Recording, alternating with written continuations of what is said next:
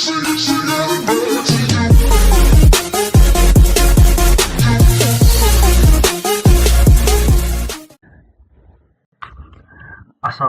warahmatullahi wabarakatuh. Perkenalkan, nama saya Fajar Atidja Novanto. Saya mahasiswa dari Institut Teknologi Sumatera dengan program studi Rekayasa Instrumentasi dan Automasi. Pada kesempatan kali ini, saya akan menjelaskan materi dan tugas yang saya akan sampaikan lewat video pada kali ini. Langsung saja, saya akan menjelaskan materinya. Let's go! Baik, langsung saja. Di sini saya akan menjelaskan pengenalan komputasi pertemuan 9 dengan materi fungsi atau yang bisa disebut function.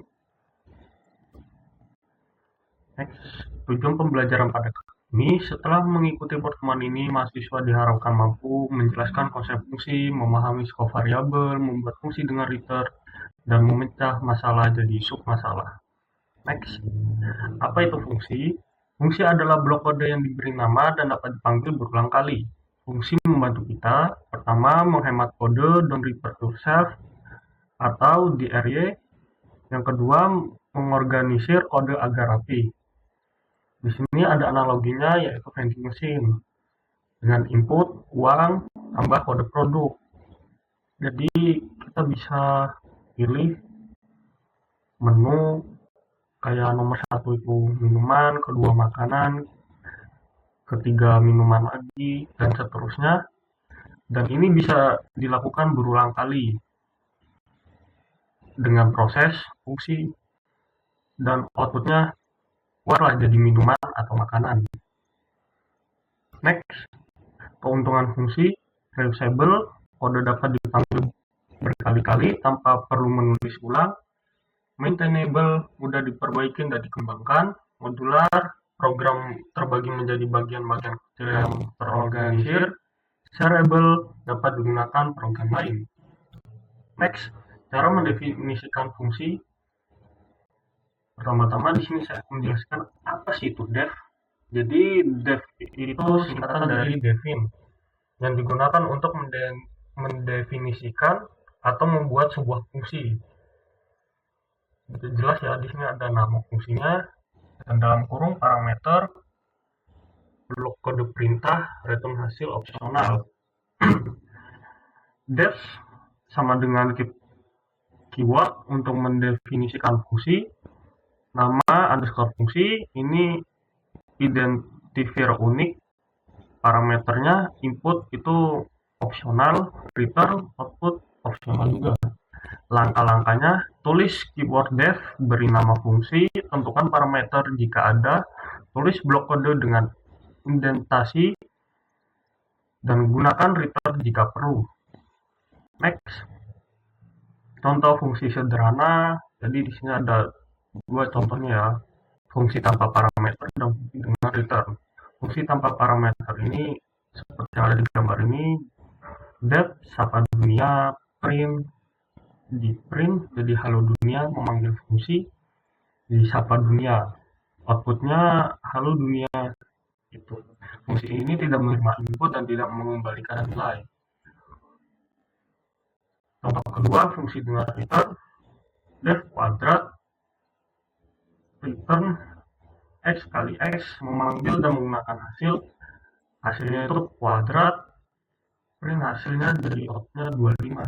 Jadi ya kuadratnya 5 kali 5, jadi outputnya 25. Fungsi ini menerima parameter dan mengembalikan nilai. Next, parameter dan argumennya. Parameter adalah variabel yang didefinisikan dalam fungsi untuk menerima data. Di sini ada contohnya satu parameter dan dua parameter. Seperti ini contohnya. Dan boxnya gunakan f dengan tanda petik 2, teks variabel tanda petik 2 untuk menyisipkan variabel ke string. Return value, print hanya menampilkan ke layar, return mengembalikan nilai ke pemanggil sehingga bisa disimpan dalam variabel atau diolah lagi. Scope variabel atau bisa disebut cakupan.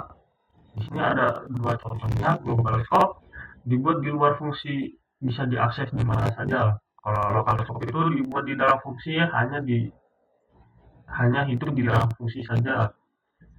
Nah, ini contoh pemrogramannya ya. Next, di sini saya akan membuat latihannya, tapi sebelumnya saya akan membuat dulu caranya ya. Latihan hands on 1. Pertama, fungsi kalkulator. Buat fungsi kalkulator dalam kurung A, B, operasi dan tutup kurung yang menerima dua angka dan operasi, buka kurung tambah kurang kali bagi tutup kurung. Return hasil perhitungan sesuai operasi. Yang kedua itu fungsi scope. Buat fungsi counter yang menggunakan variabel global sebagai counter. Setiap kali dipanggil instrumen counter dan return nilai terbaru. Next, ada latihan hands-on 2, fungsi konversi. Buat fungsi Celsius underscore to underscore Fahrenheit atau dalam kurung Celsius yang mengkonversi suhu dari Celsius ke Fahrenheit. Rumusnya F sama dengan dalam kurung C kali 9 bagi 5 sama tutup kurung tambah 32. Yang keempat, fungsi statistika. Buat fungsi hitung underscore rata buka kurung angka underscore list tutup kurung yang menghitung rata-rata dari list angka. Gunakan loop untuk menjumlahkan elemen. Ringkasan pada hari ini, jadi def itu keyword untuk membuat fungsi, parameter adalah variabel input di definisi fungsi, return itu mengembalikan hasil proses, scope itu wilayah hidup variabel dalam kurung lokal versus global kurung. Nah, jadi ini tugas pertemuan 9, konversi suhu function buat fungsi c underscore to underscore f dan buka kurung c tutup kurung f underscore to underscore c buka kurung f Fahrenheit tutup kurung dan lain-lain. User memilih menu konversi. Yang kedua, kita membuat kalkulator BMI modular. Cah tugas BMI minggu lalu menjadi fungsi hitung underscore BMI buka kurung b, t tutup kurung dan get underscore kategori buka kurung BMI tutup kurung. Oke, di sini saya akan membuat pemrograman konversi suhu atau yang bisa disebut function dan kedua kalkulator BMI modular. Langsung saja di sini saya akan menggunakan Collapse ya untuk membuat pemrogramannya. Oke. Baik, di sini saya sudah menampilkan di Collapse ya. Pertama-tama saya akan mulai coding konversi suhu atau bisa disebut Fahrenheit yang bisa jadi Celsius ke Fahrenheit atau sebaliknya, ya kita lihat saja nantinya. Langsung saja saya akan membuat programnya. Mungkin saya akan mempercepat hasil video tersebut.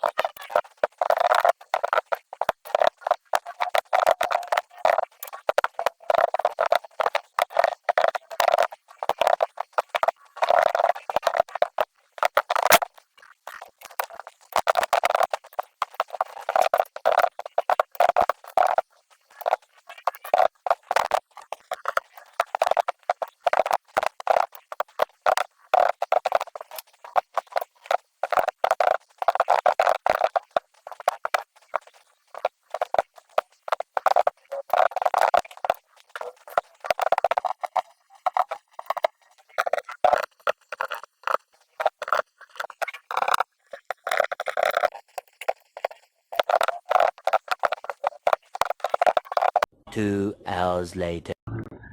Baik, jadi ini adalah hasil pemrograman konversi suhu dan kalkulator BMI. Oke, mari langsung saja kita coba pemrograman ini apakah berhasil atau tidak. Pertama-tama di sini kita coba dulu pemrograman konversi suhu. Kita akan tes, kita klik play di sini. Ternyata bisa ya. Coba kita klik 1, masukkan suhu, misalnya kita pilih suhu berapa derajat ya, 30 derajat, dan hasilnya akan keluar. Tuh.